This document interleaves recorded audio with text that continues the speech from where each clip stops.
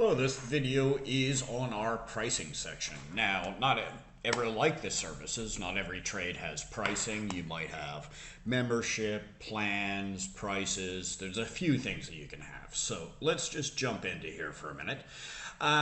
Similar to the sort of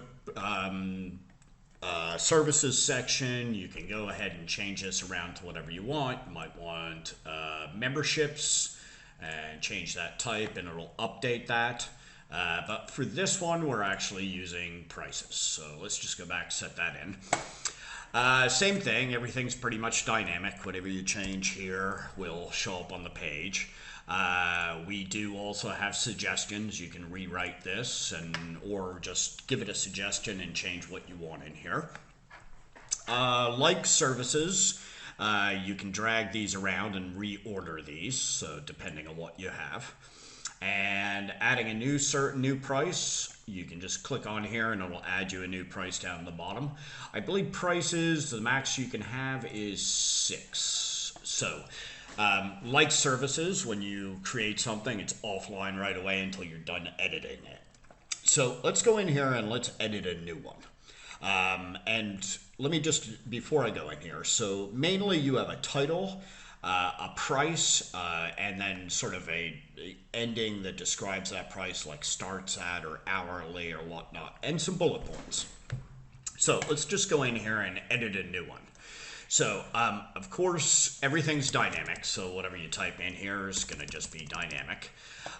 The way that these bullet points work is they work anytime you need to put in bullet points. Let me just copy this so I don't have to type a whole bunch of stuff. If you add in an asterisk, it gives you a new bullet point. So that's the way that that works, because you're not going to really use that character, and we did have it as a comma, but people need to use commas in here, so now it's asterisk to update that. There is a second line when you fire up these trades. You'll see they're all blank. And this might be if you need to put a description, sort of like maybe you're doing memberships and you want to put in a sort of something that this membership is for ages 12 and under or whatnot. Just some extra text that goes here and describes sort of your pricing or membership section. Now, the pricing part of this, if you do want the currency symbol, you're going to need to put that in. Some people don't want that. Some people just want to have 180 a day. The other thing is, and there's quite a few presets in here, so you can just have 180 an hour, or you can have, 180 a year or whatnot. But if you don't want to actually use that, set this to none. And then you can say to be announced price.